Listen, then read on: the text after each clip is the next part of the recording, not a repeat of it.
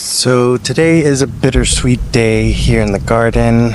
I'm going to be terminating my Marketmore cucumber experiment and tipping back some Roselles and planting out a couple of sugar baby watermelons.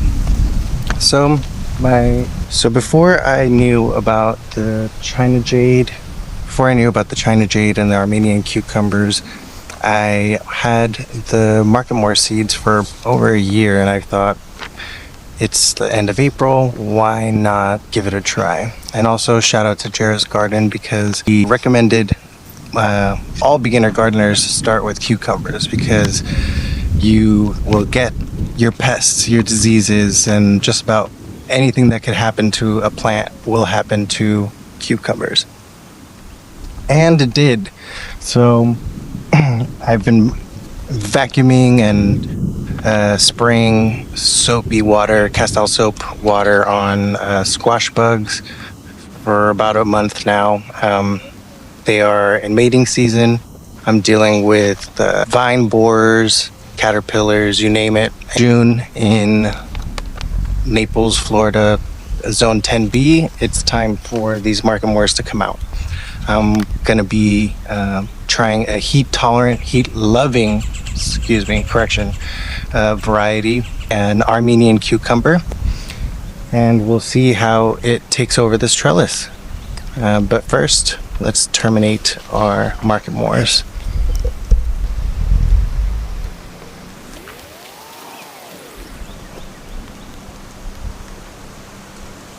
I'm going to cut them at the base to leave the roots in, and it adds organic matter and nutrients, keeps it all in the soil instead of just pulling it out. So I'm getting as close to the bottom of the stem as I can. I did get one cucumber from these Marketmores, so for an F around and find out experiment, I'm happy to have one, but still sitting in the fridge. So how it tastes is to be determined, to be tested.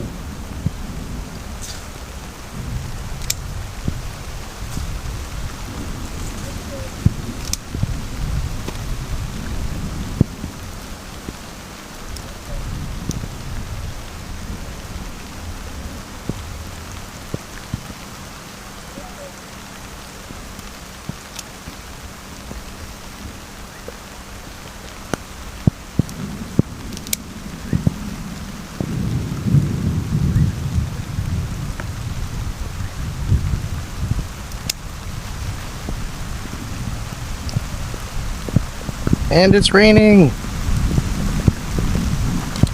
Okay.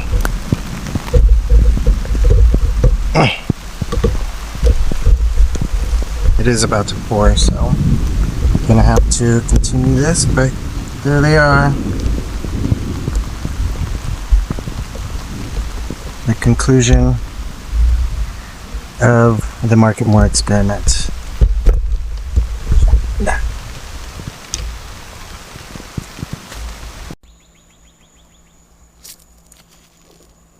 So this is the kind of stuff that we deal with when you try to grow things out of season.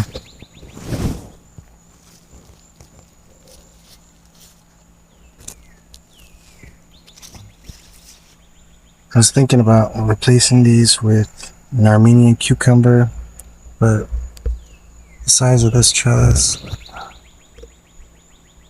I don't know from personal experience, but everything says this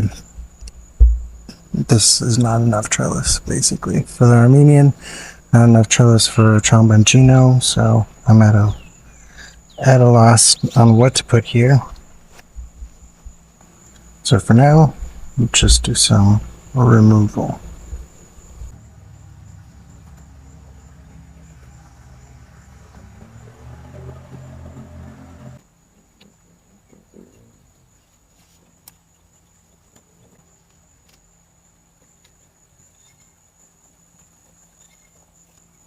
Next. These bugs. Bones.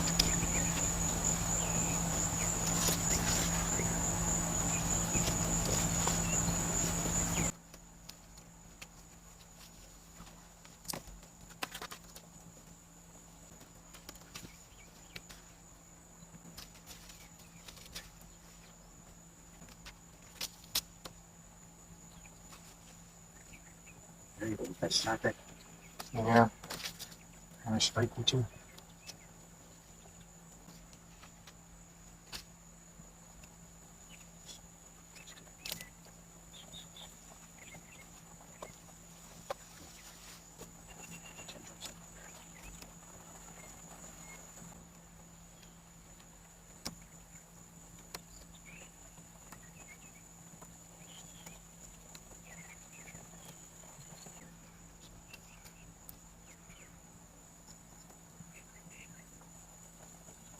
Ugh. It is warm.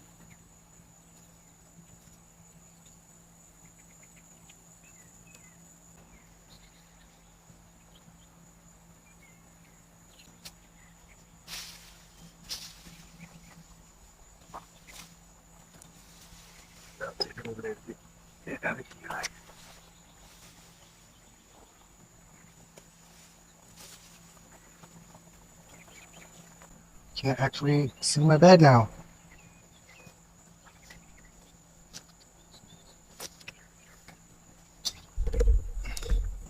Okay.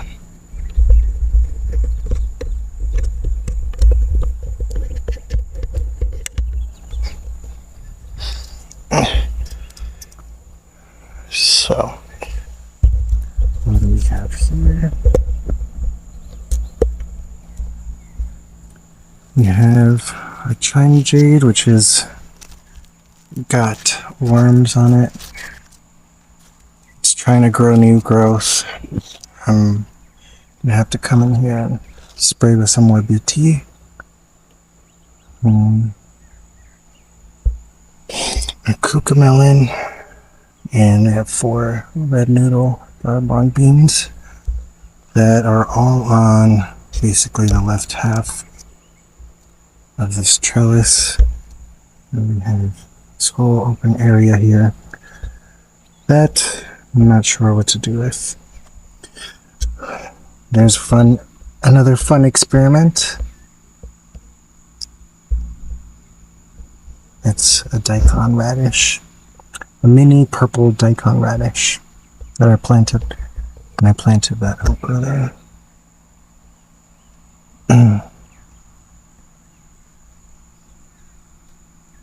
We got some tulsi on each corner.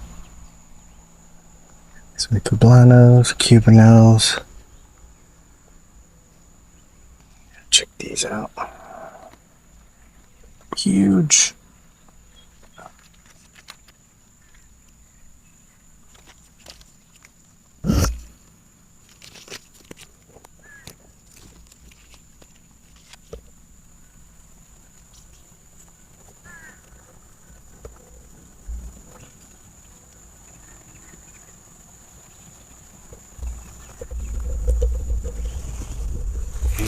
So what are we doing next? Since we're not planting something now, we're going to go ahead and tip our Roselles.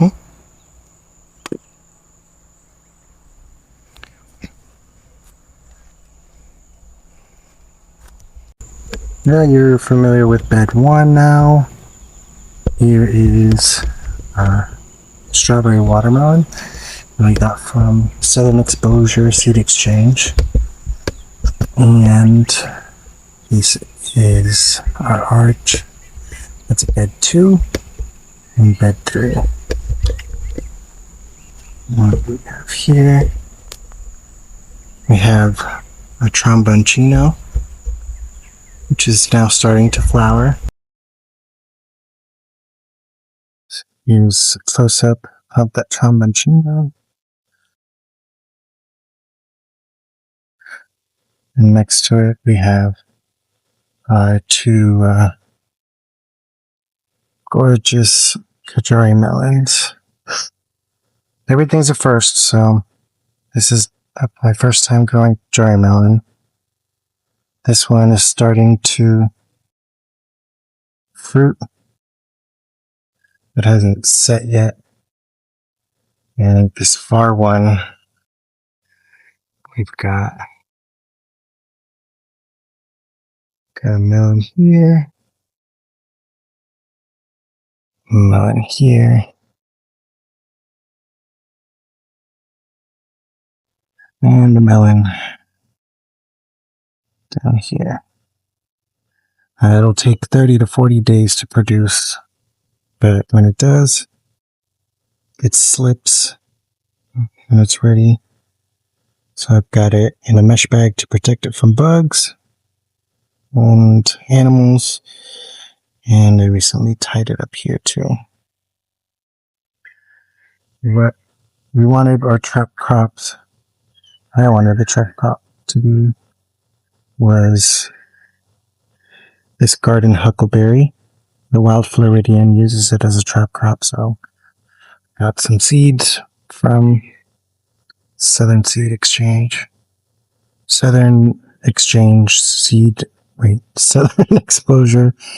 Seed Exchange. And they have not trapped anything too well. Let's see what we got in there. Oh, it's got something in here. So I spoke too soon.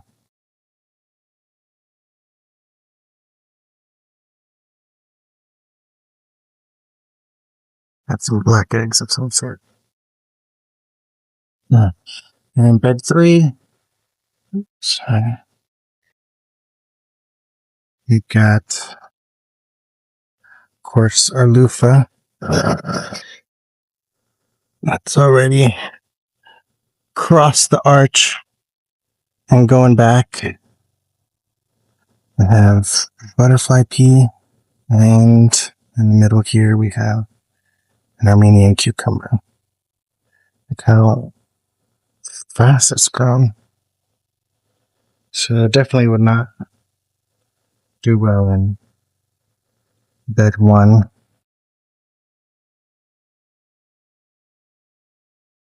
The amount of flowers on this thing is incredible.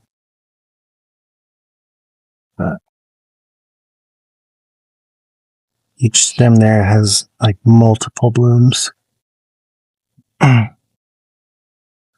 There we have one that looks like did pollinate. And the first one did. It's squishy on the inside, so I don't think we could eat it anymore. Oh, look, we have our first berries. Garden huckleberries.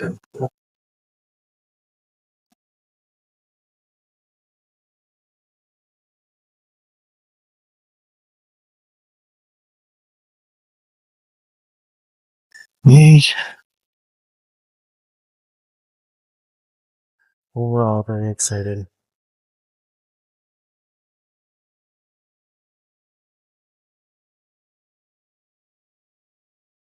And here we have our Seminole pumpkin patch. This thing is going to go wild here.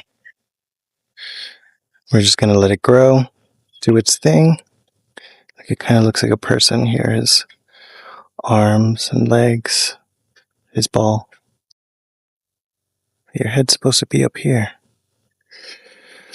But yeah, my vision here was to have 2 rows of alternating Roselle and pigeon pea. So Roselle, pigeon pea, Roselle, pigeon pea. And I've already got a few cuttings. And I have so many Roselles I don't know what to do with. So I'm just going to be tipping these to ensure that they branch out and we get more of a harvest.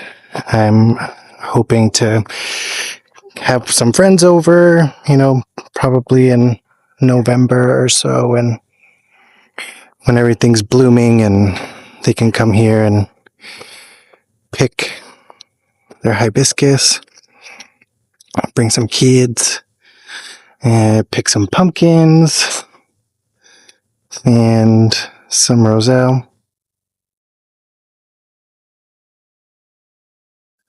I'm very excited.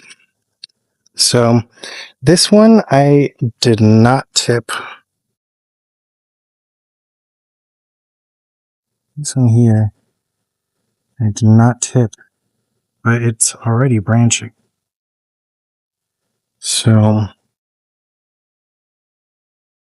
I don't think I need to do it again to tip this one. You usually tip Roselles so that it branches out and you have more harvest. But I don't know. This one just did it naturally. So I'm gonna leave that one alone. This one here, I already tipped and made a cutting. You can see here, made the cut, and this is what happens when you tip it. So when I got the cuttings from this one and the two I have over there, I made sure they were 4 to 6 inches long so that I could propagate them.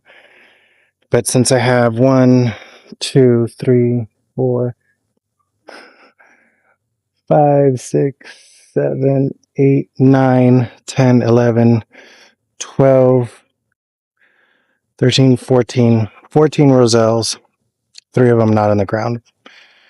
Um, I really don't need to propagate any more Roselles. What do we got here?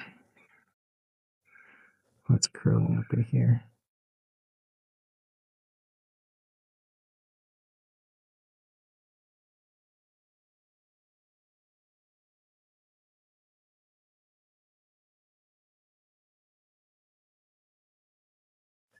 So yeah, first time growing Roselles, pigeon peas.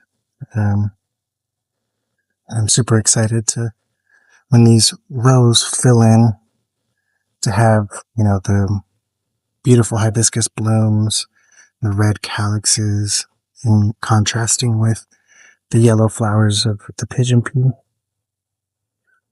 Oh, side note, if you live in Naples, Florida, or in Zone 10B or near, look at this. We have wild ground cherries. You did not plant these.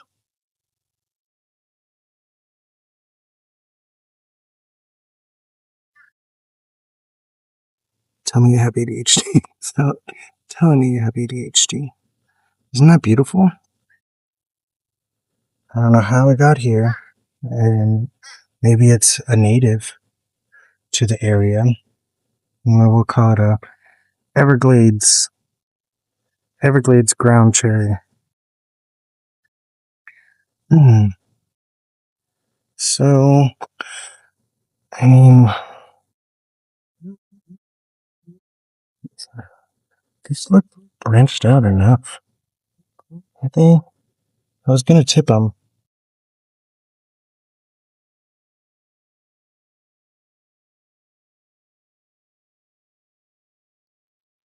And again, you want to tip them so that they branch, but what if they're already branching? Right?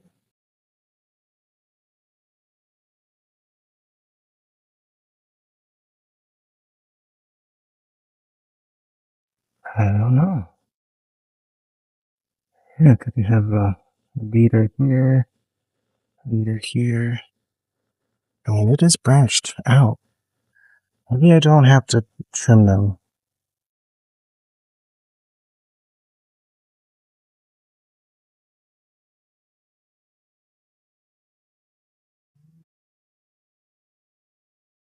We just installed drip irrigation, so everything is going to be exploding here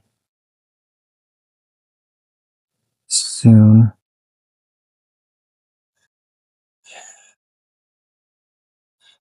Yeah, I don't think I have to tip these. So at least I explained what, tipping your roselles will do. It increases your harvest, causes it to branch out like you saw in that first one I showed you. And that increases your harvest.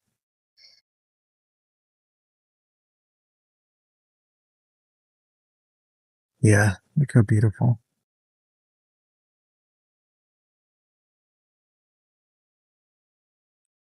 And down here, you can see we have our food forest.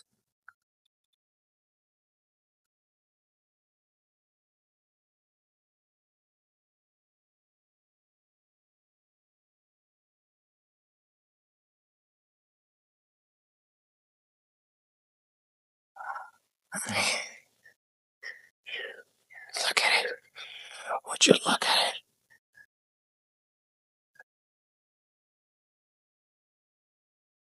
This is the Seminole pumpkin, larger fruited, again from Southern Exchange Seed. Southern Exposure Seed Exchange.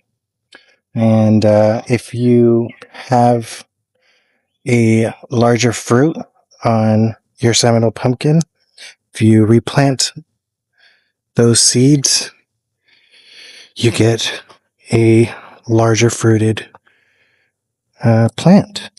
It'll produce larger fruit. There you go. There you have it.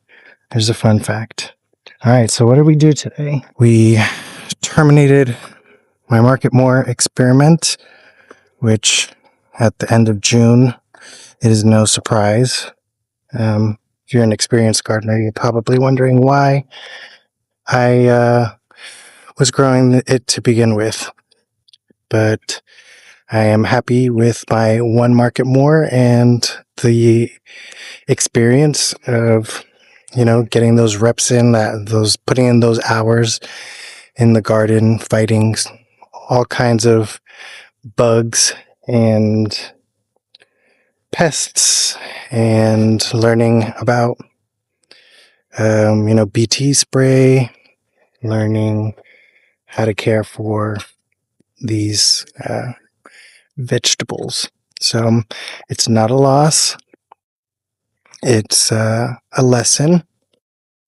I wanted to F around and find out, and that is what I did. Oh my God, there's more ground cherries.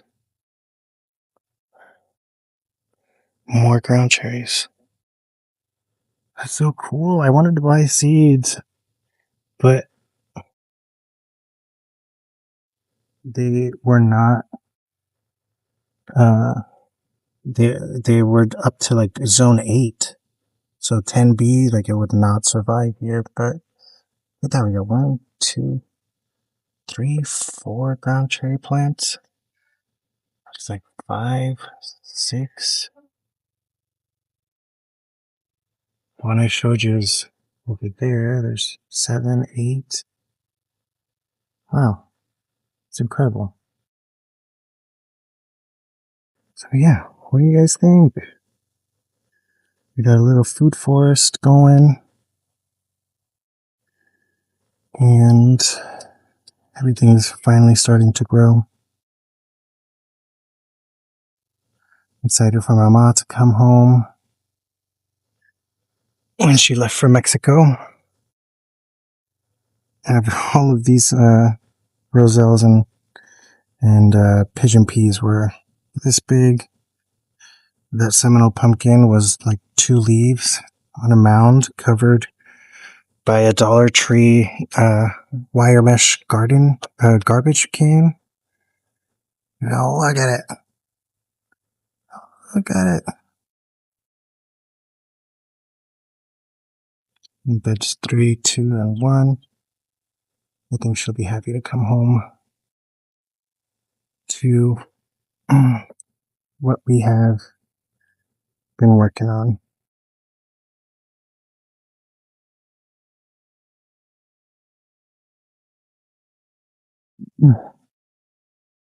So if you want to follow along and support the channel, go ahead and hit follow and comment any tips and tricks or questions you may have on starting a food forest. And if you want to stay tuned for the battle of the vines and see which one wins. I mean, other than the Luffa, obviously, because that is just kind of ridiculous how prolific it is growing. So we got the battle of the vines. We got the Kajaris, the Tromboncinos, the Armenian cucumber. And if you have any ideas for what I should plant in bed one, let me know. I am open to suggestions. I would like fruit, to take up the trellis or vegetables of some sort, but I am open to suggestions. Something that'll fit that first trellis over there you saw. All right. So, vlog one done. Thanks for joining me. See you soon. Hooray. See, that was a celebratory shot.